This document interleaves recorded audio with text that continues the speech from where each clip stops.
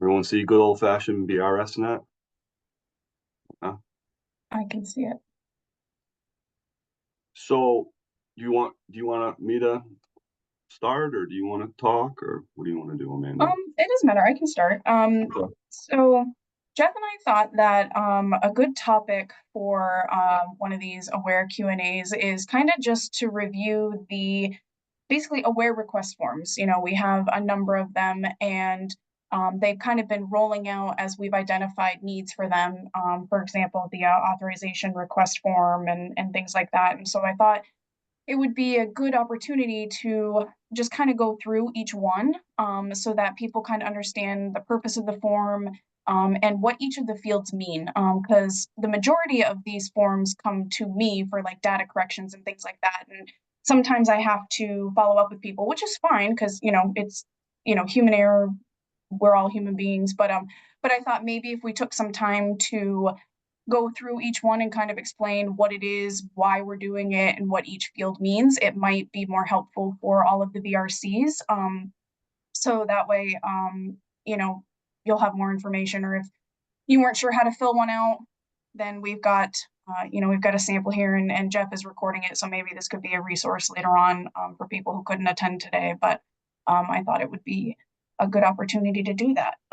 So the casework, the request forms are under casework resources on the BRSnet, or, oh yeah, they're just there. They're not down under the quick links, right? No.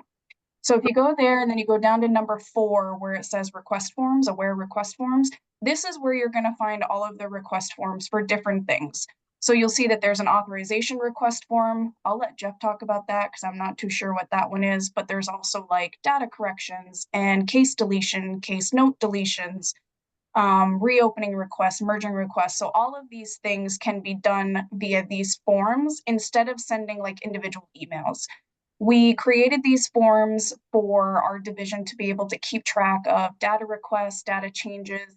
That way, if we have to go back and say, for example, I've got a good one. So we had an error on our 9/11 file for this quarter. And I was able to go back to these forms and realize that because we merged 2 cases together, that's why that error was there, because that case was no longer in our system.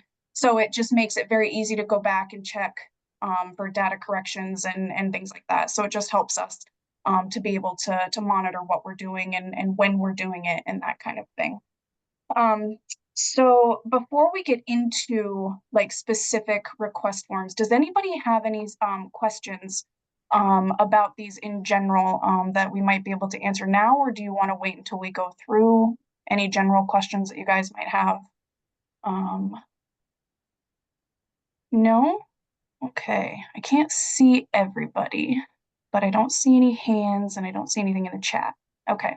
Jeff, I'm going to let you start with the authorization request because I'm not too familiar with that one. Yep. But take it away. So yeah, so like Amanda said, we created this form to kind of standardize how we get information sent to us. Back in the day when we just kind of did, everyone just wrote down an email. There was a lot of back and forth saying, what did you mean by this? What do you mean by that?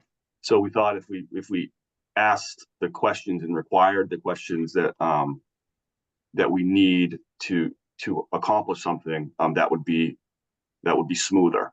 And I know it's not perfect, and I know that sometimes there's scenarios where the form doesn't fit, and that's fine. You can certainly reach out to us, and we'll try to handle whatever situation arises. But the authorization form was just a way to standardize requesting authorizations to support staff for RC1s across the state. Um, they always wanted to formalize and standardize this, so that's just another example of it. So, I mean, back when I started here, it's been a long time now. We used to write an authorization request on a blue little piece of paper, and then attach it to a file. Does anyone remember those days? Probably not. Yeah, it was crazy. So I was like, this kind of makes no sense. So I started to try to figure out a way to make it electronic, and then we started using emails, and then it kind of evolved into that what was it, like a Word document with all kinds of like drop downs and stuff. And so we've moved across all different forms of technology to try to make this more efficient, and we kind of settled on the authorization request. The authorization request can be kind of annoying because it almost requires you to understand like what service subcategories and what service categories exist. So we recognize that. So if you ever have an issue or you ever want to look for service categories and subcategories and how they relate to one another, we have a cheat sheet under Aware training materials. Let me see what is one of these.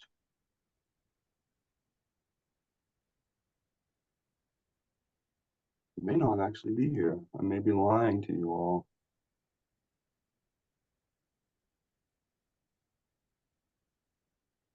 We have this where it shows the service category and the service subcategory.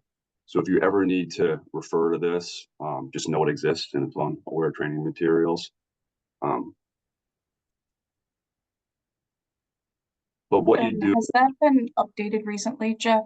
well, I have an Excel version where you can filter it out, so it's way better. And I feel like I asked to have that posted, but maybe I didn't. So I'll get that up and folks can refer to it. And I'll show you what I mean. So I'm going to go back to Aware training materials. Excuse me, I'm going to go back to casework resources and back to Aware request forms. And I'm going to open up the form.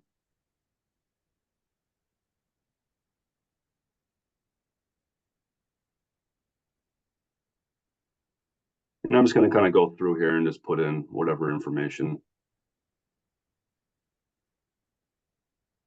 Question 4 is important. It asks about what type of authorization your requesting support staff create in Aware. You know, a direct authorization is one that goes directly to the client. And they got to be in the system, as you would recall, in order for that to work.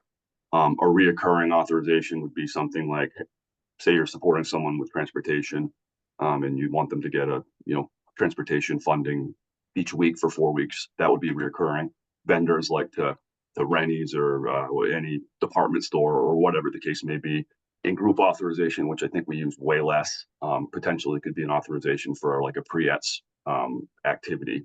So I'm just going to pick vendor, and then you'd put in the client's name, first and last. I'm just going to put in gibberish here. The participant ID. We ask for the participant ID and sometimes the case ID all the time, so we can verify that this is the person that you're talking about. Everyone's prone to typos and stuff.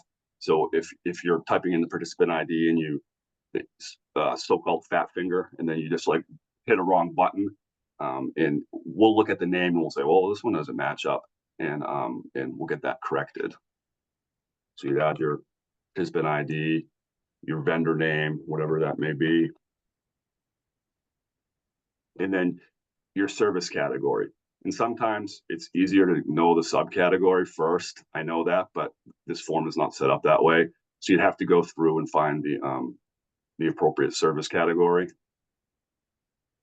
And then what the form will automatically do is it will provide the subcategories associated with that service category. And then the question number 10, this is an important piece. This is asking for specific information. And over the months and years of using this form, staff have asked me to put specific directions for things where people were kind of overlooking things. So we're able to do that. We don't want to muddle this up too much with too much information, but these were important pieces. You know, letting folks know what the phone number, the fax number, how do you want to get this authorization out to either the client or the vendor. You know, we asked that there. And I think it's, sorry, Jeff, I'm going to interrupt you. Sorry. Yeah. On number 10, where it says, please list additional purchases requested, please provide a brief justification for the listed purchases and confirm the services are in the current IPE. This is important, obviously, because, obviously we shouldn't be doing anything that's not on the plan, but from way down the line, when let's say this client has been successful and closed and I am doing a cost reimbursement, when we get a payment validation review and we're asked to provide like documentation that we provided said service, we need to make sure that the services we're requesting reimbursements for were services that were on the IPs. So that's another reason why that's important, because if it isn't, then SSA will not reimburse us for those specific things. So just a side note. In that question was supposed to replace your justification for purchase. So I don't know if folks are still doing a separate justification for purpose, but that was the initial intention, to say, hey, get it all done on the authorization request. And then just asking if it's a P card purchase, and if there's supporting documentation where you can upload that, whatever it may be, an invoice, a receipt, whatever the case may be. So that's the authorization request. I'm sure many of you are familiar with that already. Any questions about the authorization form? I have a quick question, Jeff, about just, this is Marie Spalding, just about the P card purchase tab. So if a counselor is doing a P card request, that actually needs to go through some other forms until it's like then sent to Sam, and then Sam sends them out. Well, I get them from Sam. So is that just for her purposes? I mean, I guess what I'm trying to ask, because a regular counselor shouldn't just be selecting P card. Because I've seen that come through a couple of times, and it came from the counselor, but it's supposed to go through those other forms and then to me from Sam, right? Or to whoever from Sam. I'm going to be honest with you. Am I making sense or not? Oh, I'm not familiar with that process, to be honest with you. okay. I Well, think, then never mind.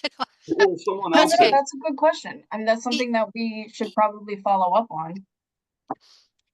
My thought is, this would, if it's a P card, if they go through the authorization request and they say, yeah, this is a P card request, there would be correspondence from you, Marie, back to the person and say, hey, did you fill out the form? And then that goes to Sam or whatever the case may be. Yes. Yeah. Because that's happened to me a couple of times. I've seen it come through from a counselor and it says P card, P card, yes. And I'm like, I normally get them from Sam. So they have to do something on their end with the forms, that the P card request stuff. And then the supervisor has to sign it. The counselor has to sign it, so I mean, and then I get that from Sam, and I need to have that document with those signatures and the verification of the purchase. So Why don't we get some clarification on sort of the flow of that? okay. Yeah, I'll reach out to Sean. I'll reach Okay. out to Sean and Kim, and then Jeff and I will come back together and see. Okay. Yeah. Awesome. Thank you. Yeah, because sometimes that P card thing gets a little wonky with the submitting of it, and I'm not entirely sure of the exact process from the counselor to what they do, but sometimes I've seen it come through to me from a counselor with that selected yes. Right. So just wanted to kind of throw that in there. Thank you. I appreciate that. Thank you.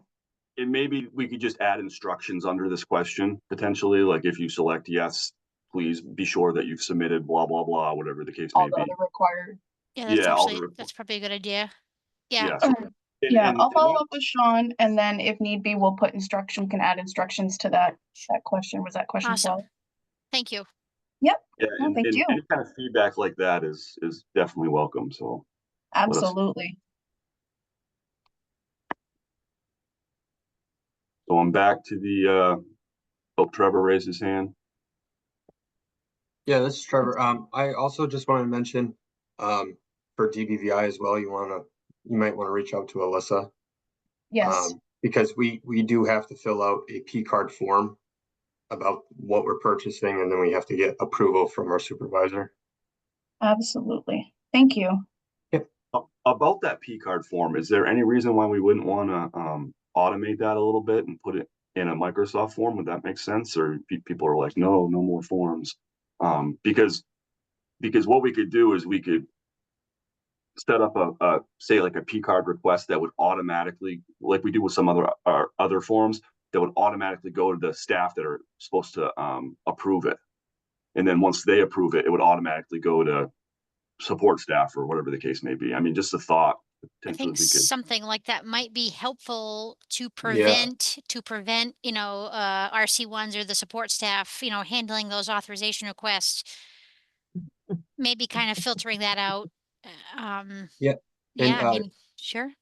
this is Trevor again. Jeff, if you want me to send you the form that we use, just so you can get an example of how we send it, I can definitely send that to you. That'd be great. But basically, it's just we put the VRC who's doing the form, filling out the form, and then the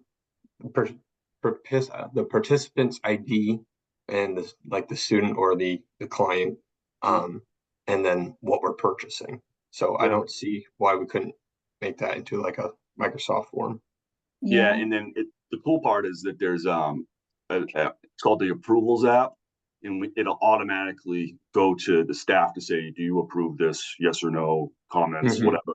And then once they approve it, we can automate it to go to like the support staff in like Augusta or whoever it's supposed to go to. We could similarly to the authorization request. I think we could probably fine tune that case flow. So, Yeah, we'll reach out to Alyssa and Sean and Sam and Annette and see what they want to do.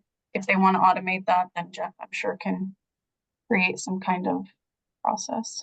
Do That's Great, you, thank you. so I'm just gonna jump in again real quick. This is Marie. Jeff, do you and Amanda need the DVR P card forms of any sort or anything, just so you can kind of they're different. Yeah, I mean, yeah. see? Send Okay, it to them. okay, they might be a little different. I'm not sure. But I made myself a note and I'll get you those just so you can take a peek at them. Thank you. Yeah, sure. Thank you. So the next one is the new employer request form. It's just the old way we had like a web-based version. I think some people still use it because I still get both, and I don't know how to not get both. But anyway, that's my problem. But yeah, so the new employer request form is so you're working with your client and they got a job at I don't know, wherever, and you look all through where and it's not in there. You'd use this new employer request form to ask that a new employer be entered in Aware. And I'm not going to go through all the fields, but you can take a look at it if you haven't ever used this before. So what happens is you fill this one out. Amanda and I get an email. I go into the employer module in Aware, and at first I check to see if they're in there, because oftentimes the employer's in there, but it's like labeled weird, and it's like, okay, how would I know to search for that? And then I have no problem just reaching out to you and say, hey, it's already in there. It's in there like this. Or if it's not in there, I'll enter it. So does that make sense for any new folks? Yeah, go ahead. What does the doing business as? I've actually never seen this form. I mean, other than it coming from the email. But if you scroll up, I think it was business name and then doing business as name. Sometimes businesses have like a business like McDonald's is a business or excuse me is a doing business as is McDonald's, but the business that owns that McDonald's is Romad. It's like a Waterville McDonald's, like, so it's just scenarios like that. But if you don't know, just put the business name and I'll figure it out. Okay. And a lot of times these questions are based on their fields in Aware that we have to fill out. So that's why they're there. Okay, you want to take this one? This is a biggie. Yes, this is the biggie. All right, data corrections. So data corrections, so would you, you have the screen already. Can you click on that? So this is where you would want to obviously use if you need to backdate anything, if you like IPEs or actual services, employment dates, stable dates for employment, case notes. This is where you would pick that. And so depending on what you want backdated, I assume is what populates the questions that you have to answer. We get less actual service backdates, I think, than more than anything else, but mostly we get the IPEs and case notes. Those are the other ones. Click on, let's do IPE. Can you click on the backdate for IPE? Okay, so the IPE number, you'll know each plan has its own number. You would put that number in there. What the current date is, this is important. So if your IPE is currently in draft form, and let's say you need it backdated further than you can do, put today's date in the signature field, because I can't enter a signature date on a draft plan. I'm not allowed to do that. So if you can't get the backdate that you want, then just put today's date and then fill out this form and put the date that you're requesting, keeping in mind that we can't cross quarters. So if we've already reported on a quarter, the farthest I'll be able to go back is the beginning of whatever quarter we're in currently. So just a heads up on that. Does that make sense? You just make a note that I should actually put that, what you just said, under this. Yeah, because Jeff and I aren't allowed to like add, we're not allowed to take a plan from draft form and put it into like an actual. We're not active. allowed to, and we can't. It's not in Right. our permissions. We'll get yelled at, and it'll be like, "No, you don't have permission to do this." So, yeah, I can put there that those instructions. Yep. That's yeah. cool. Okay. I'm trying to think of what the other that for the backdate IPEs, that's the most common, is that sometimes people will keep it in draft form, and so I won't be able to do anything until they put today's date. All right, let's click on employment start date. All right, so employment record number, this is the number that is associated with that employment, correct, Jeff? The it could be like 2135 or whatever it could be. It's like some random weird number. I don't know. Yeah. And then employee date, what the current date is. Again, if there's no current date in there, I can't activate that. So if you would need to just put today's date in there, then do that, and then I can backdate it to wherever you need it. Again, I can't cross quarters. Do people know what we mean by can't cross quarters? So yeah, so we report to RSA every quarter. And so when the RSA has been, when the 911 file has been submitted for, let's say, program year 23, quarter 4, once that's been reported to RSA, I can't do any data changes to that quarter.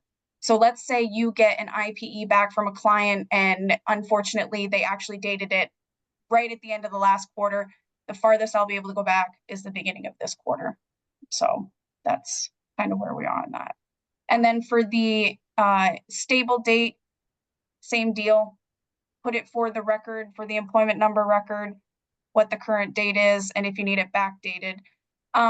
Jeff, for some people, they want the employment stable date gone completely. How would they request to have like the stable date just deleted? So we want to be careful about that. You'd want to know the scenario. Because like say the person lost their job or for whatever reason, the employment record has a leaving section. So we keep a record of why they lost or left that employment. The only time I think that we actually want to remove a stable date through CEQA is if it was just like a total mistake, like, yeah, I didn't mean to do that. Then we can, because what happens with a stable date is the stable date changes the case status. So when they have a stable date, they're employed. When they don't have a stable date, they're service employed. So like that's a big deal from the federal reporting perspective. So does that make sense to people familiar with the leaving section in the employment record? I suppose I can pull it up if that's helpful.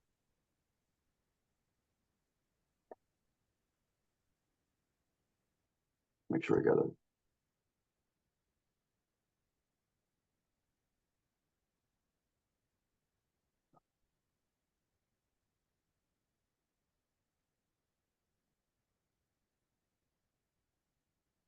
Oh, I do have one employed. Okay.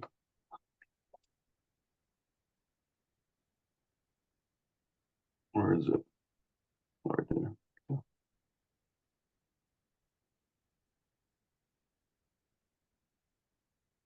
So when you don't have this filled out, it goes to they're currently employed because that's what they are. They're employed as indicated by your start date, your stable date up here.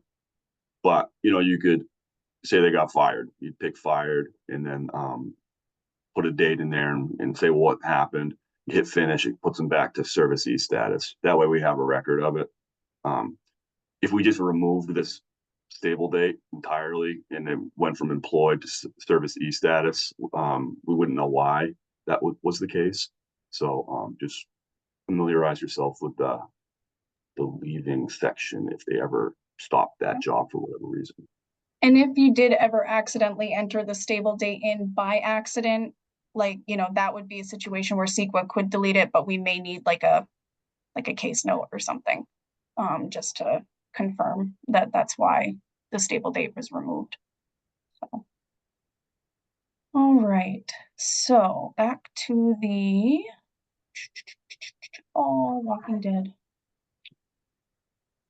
Okay, so for the backdating of case notes, I want to definitely pull that one up. That's where I'm seeing a lot of questions. So when you're backdating a case note, when it says case note date, that's the current date that's on the case note. So that doesn't mean today's date unless that's the date that the case note went in. But it's the date that's currently on the case note, because that's how it's something that helps me find which one you're asking for. Some people think that this means, oh, I'm today's date because this is the date I'm submitting the request. No, it's the current date on the case note. And the case note title and summary, literally just copy and paste what it is on the case note. Some people put 923 case note number 1. Well, I don't quite know what that means. So make sure that you're literally copying, pasting the title and the summary from the case note. That way I can identify it easily. And then what the date that you're requesting it to be backdated. And unfortunately, you do have to do a request form for each case note you want backdated or corrected or deleted. I know it can be a pain in the butt, but because if you put in like if you're doing this, I need all 927 case notes backdated. I don't know that I can do it that way. So we do unfortunately ask that you fill out one of these for each of the case notes that you're requesting a backdate for. And then down here, there's the question about, is this case note related to providing pre-et services? And Jeff, I'll let you kind of go into that, because I think when we were talking with Jessica, there was some question about this, about the little check boxes. Oh, I forgot about this question entirely. I don't even. So if there's a case note that's related to pre-et services, please indicate whether it is or not, because if it is, that's one of those things that, again, I can't backdate past the current quarter that we're in if we've already reported something. So if it's a case note that would have been like a service that would have been reported to RSA already, then I wouldn't be able to backdate that. Go ahead, Jeff. So yeah, so you know how for pre-ets folks, we have the check boxes in the case note for like counseling and job exploration counseling, work-based learning, whatever. And if you check that little box in a case note, we're reporting that on the 911. It's like a nifty, easy way to report a non-cost service. So if a man is backdating cross quarters on those particular case notes, then we're in trouble. So that's what that is. And I just totally forgot that it existed. So there. Does that make sense to people? You're familiar that we can get credit for a pre-ets in a case note? All right. Any questions about backdating in general? I see anybody, I don't see anything in the chat. Any questions about backdating in general? Okay, what about case note correction? Click on that one. Okay, so this is where you would also request whether or not you need like something corrected in a case note. So the case note date for the correction, again, whichever the date for the case note that you're looking for, what the current title and summary is, again, just copy and paste it. And then if you need to update the case note or title summary, type in what it needs to be. If not, just copy and paste what the title is. I'll know that there's no difference, so I know that doesn't need to be changed. and then whatever you need for the content of the case note on question number 8. And so that's how I can go in and do that. So that's how you request case note correction. So sometimes I know VRCs and I was one very briefly. Sometimes, you know, we put it in Aware and we say, okay, I know I've got to, you know, enter the notes that I had from my IPE meeting, but I just want to make sure it's in there so I don't forget. And then 2 weeks later, oh crap, I forgot to put those notes in. And then you can't go in and correct it. So you submit one of these forms. So that happens often, especially during like intakes and, you know, getting the carns and stuff done. So Yeah, so that's how you would request a case note correction. and I think you said this, but put the whole content of the case note that you want in there, even if it's just one little edit. So Mhm. Amanda's not like searching through a case note and looking for the edit, just Yeah. the whole entire content, and then she can just copy and paste what you put in there and then just put it over. Yeah, that's what I do. I just copy and paste what you have in this section on number 8, and I just put it in the case note, and then I hit finish and save, and it's all done. So, all right. So that's the big one of the like case note, the data corrections. All right, case deletion. This one has to be done through like your regional manager. So the regional manager has to submit this, or Sam or somebody can do it too. Why would you delete a case? Sometimes they already have, like, you know, they're already in eligible status. They accidentally submitted another application. Or that's usually the common one, really. There's sometimes people, when they're entering new cases, put in a VR case when they meant to put in a PE case, would be an example. And it's like, it's not the end of the world. We can delete it. But it's just, that would be another scenario. Yeah, yeah. Case note deletion. Let's go into that one real quick. Same, it's the same concept as the data corrections and the backdating, the PID, you know, case ID. So does everybody know how to find the case ID for specific clients? Does anybody not know how to find that? I didn't when I first started, so I'm going to assume by everybody's silence that you do. There's a couple different ways you can find there's several different ways you can find the case ID. You can actually set it in your preferences as one of the top little headers. See here down in this section on participant, you've got the ability to adapt the headers at the top of your page, and you can pick case master ID as one of them. But there's even an easier way if you want to go to your participant module, and then you want to go to your layouts. Some of these layouts have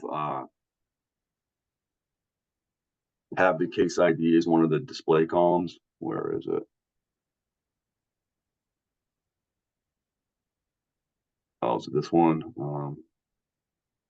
Statewide with case type, status, and region as the case ID. And I almost think statewide search does now, but it didn't for a long time. But you go up here and it's the third display column over. So you can grab the case ID and the participant ID from a layout without even going into the case if you want to. Let me check. Is statewide search, does that have it now?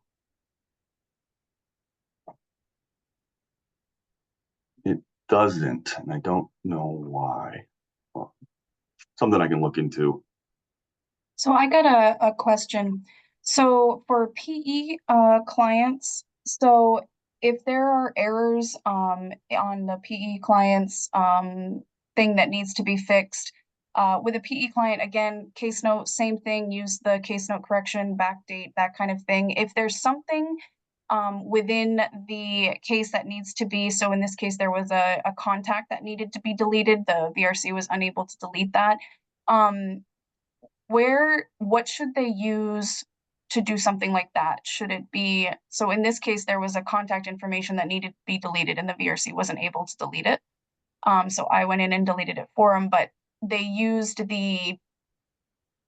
it the backdate form or delete form? I can't remember. And you know what, Amanda, when you have requests for data corrections on the personal information page or the application page, 9 times out of 10, they can do it themselves. They don't need to go through. Yeah, this person wasn't able to for some reason. It was grayed out for them for some reason. They were unable Okay. to do that. Um, So, but I did it. So, but would that be a case where like they would pick other and then they would type that in, or would it be best for them to just email me? Like if it's not a case note, if it's not a stable date, if it's not an IPE, like what would be the best way for them to ask for those corrections? if it's It's rare, if but it's really uncommon, I would just say they send can me an use the email. form, they can email you, or they can use the form other, select other and Right. data corrections, please delete contact from the application page. Okay. You know what I'm just curious, what was the staff person? What's their role? You know, tell me who it is. I was BRC2. I'm just double Yeah. check. Yeah. For some reason they weren't able to. It was under section 5 under security notification is what it was. No, it Oh, wasn't. It was under. was it contacts? I thought. Yeah, there was a contact that they were unable to delete.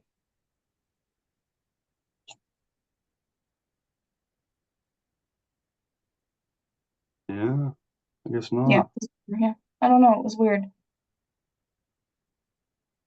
Delete contact. They Oh, probably maybe that's why, because you had to do it under the actions button. yeah. Yeah.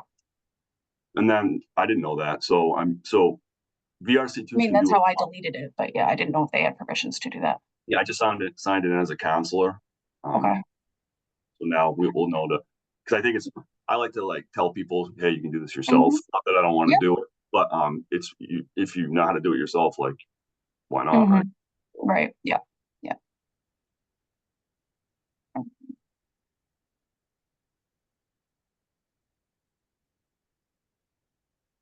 If case note, in case note deletion, remember, you can delete your own case note up to 14 days, and then it gets locked down, and then you have to fill out this form, and you can't delete a case. Like say support staff or an RC1 puts a case note in from email to aware, they're technically the author of that case note, so you probably wouldn't be able to delete that one. You could ask them to delete it if it's within 14 days, or you can just submit this form and we'll delete it. So All right. Confidential case. This needs to be filled out by the either regional manager or somebody appropriate division director. Merging requests. Let's look at that one.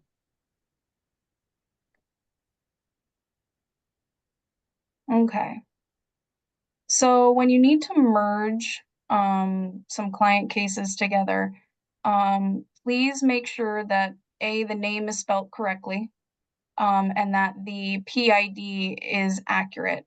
So the participant ID that you to be merged, Jeff, that means the one that you are putting into the other cases, right? that's the new one that you want to say bye to, and you want to merge it into an old existing one. Does that make sense? So like an example of when that would happen is the client's a repeat person. They've been here a bunch of times. They came back yet again. They filled out the application and they didn't put their middle initial on the application. So aware let the case through because aware will try to merge them itself if it can match the name and the date of birth.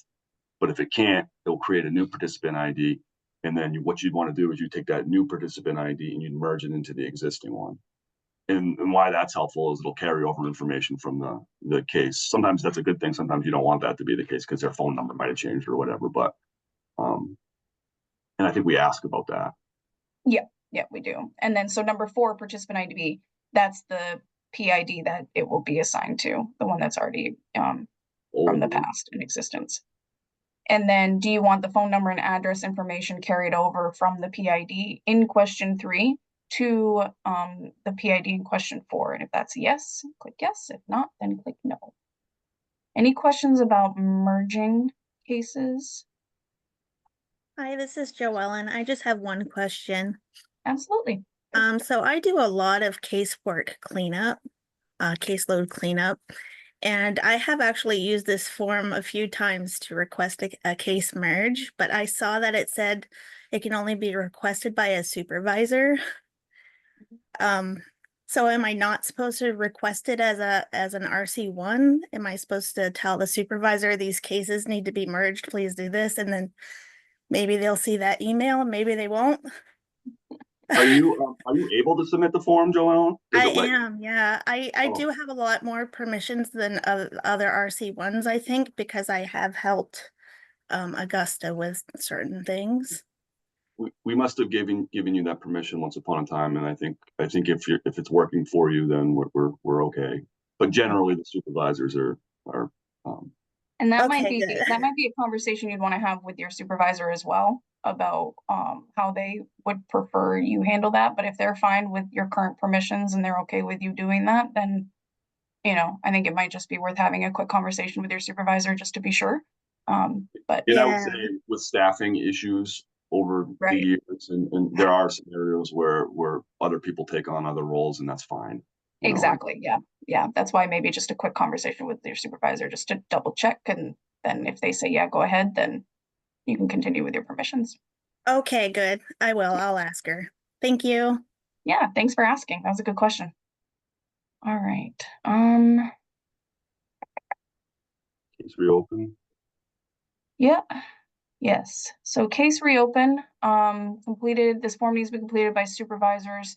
It is important to note that cases can only be reopened this way, within the 30 days of when they were closed. Sometimes exceptions can be made. So it may be, let's say let's say you're submitting this, you've gone past the 30 days, and I come back and say, I can't reopen this case, it's been over 30 days. And you say, well, here's the reason why we need to do that. I may have to follow up with my supervisor, Chris, but exceptions obviously can be made.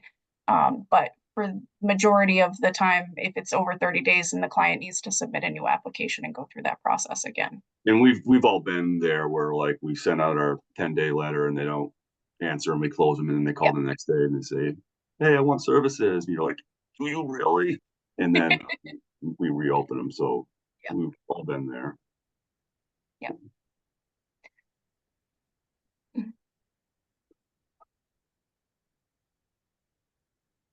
This is a complicated one, I think, for some people, and I get it. So do you want me to talk about it, or do you want to? Yeah, because yeah, we can at least talk about it so people are aware of it. And then, but it's completed by supervisors. But this is the form where you're basically asking different like sometimes I'll get, hey, can Spencer be put on this caseload and so be taken off this caseload? This is where these kind of requests would be generated in here. Go ahead, Jeff. The two requests are like, so caseload access is, we've all got our little 3-letter code caseloads. That's that one. In reporting structure access would be, hey, Donna's covering region 3. Can you give her access to region 3 because she's got to access these cases? That would be reporting structure. Does that make sense to people? Region, unit, reporting structure, caseload is the 3 little letters that you have assigned to your caseload or whatever.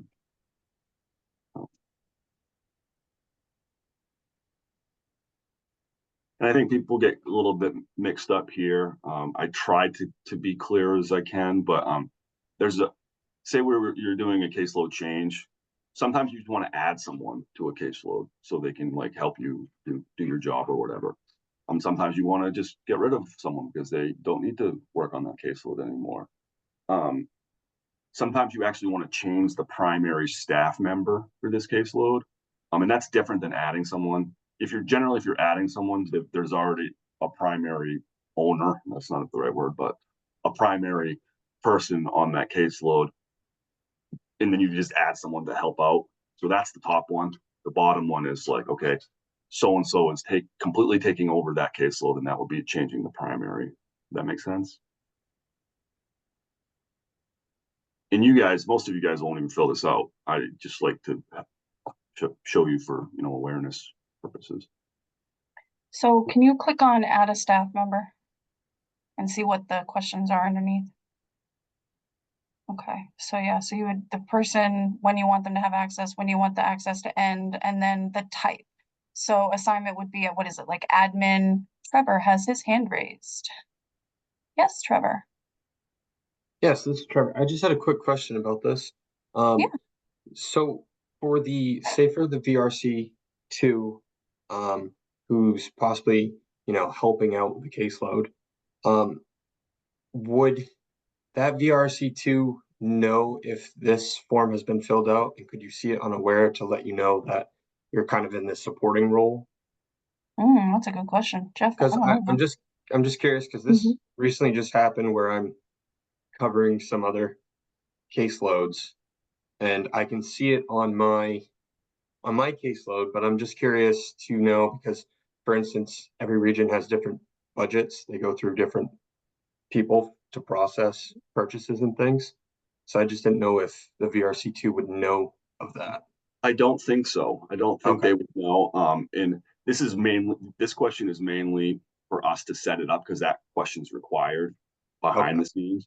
But if you're covering someone, we set it up as we control like whether you have access to authorizations, whether you have access to well, your security template, like a counselor security template, it's built in. Mhm. You have the ability to sign plans and make people eligible, whereas RC1s don't have those permissions.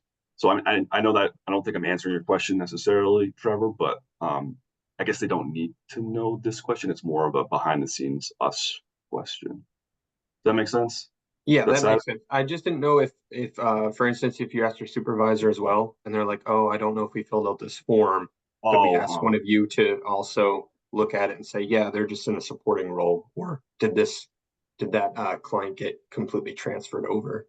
they can ask us and we can look it up and Okay. Mhm. know. Yeah.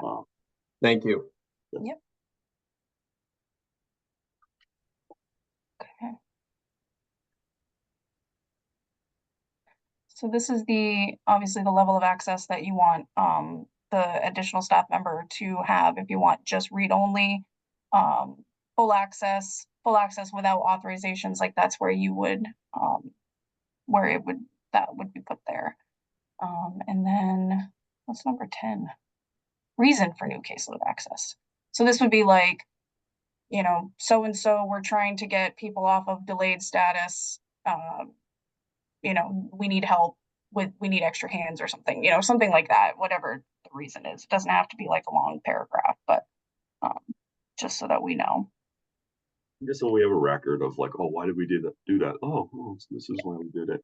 And does everyone know that when you submit forms, it puts all the form submission results in a tidy little Excel file, so we can just go to that Excel file, and then that's how we retain all this stuff. It's all in one place, so we don't have to go searching through case notes and stuff like that, or excuse me, emails and stuff like that. So that's another reason why we do it if we didn't mention that already. Okay. And I think that, yeah, and the delayed status to eligible status, that's select staff have permission to that. They're working on moving people from when they need to move somebody from a delayed status into the eligible status. They fill out that request form. So yeah, kind of threw a lot of information at you, but are there any other questions, any suggestions, comments? Like feedback is always welcome. The only thing that I just kind of want to reiterate is just making sure that you just double check the PIDs, CIDs.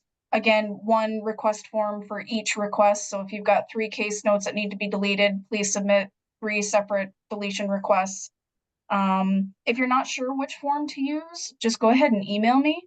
That way we can, get you using the correct form instead of, submitting a backdating request form, but what you really wanted to do was delete a case note. So feel free to reach out if you're not sure which form to use. And mostly just thank you for your patience with these. I know that it sometimes can seem like a lot of extra work, especially when you have to, more than one thing that needs to be done. But, as our unit is, quality assurance, this just really helps us to be able to document and keep track and be able to go back and see what we've done and reasons for why we've made data changes, which is really important when it It's comes not to. it's not my sick obsession to like make your guys' life miserable to have to fill out forms. Really, I promise. Yeah, it's a way for us to have some internal controls over our data management. So, but are there any questions, suggestions, comments, any other type of form that you may need, or This is Joella, and I just have a comment. I have actually found, I really appreciate the request forms. I found it to be a lot smoother and easier than writing all these emails. So yeah, I Good, have I'm glad to hear nothing that. but good things to say about that. Oh, So thank you. just a Good job, comment. Jeff. And does everyone know that they all have access to all this stuff too? And then you can make forms for to help you with your caseload, and like say you want to put like a survey out to your clients or whatever, or just gather information. Everyone can create these and use these things. So Okay. Wow, 8 minutes. Okay. Well, again, thank you. I really appreciate it. And, as you're talking to your VRCs, if anybody has any questions about the forms or whatever, send them our way or help them out, or, however it goes. All right. Well, thank you guys for coming. Appreciate it. all right, see ya. Have a good day. Thank you, you too. Bye.